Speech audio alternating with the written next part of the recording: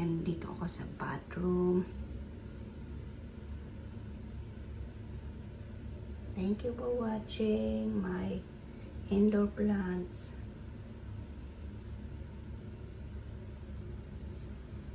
Nakaka-good vibes kasi nakakatanggal ng stress. As you know, every day is work. Kaya yan, nakakatanggal ng stress yung mga halaman ko. Marami pa, hindi ko pa napalitan ng tubig. Mamaya ulit. Thank you so much.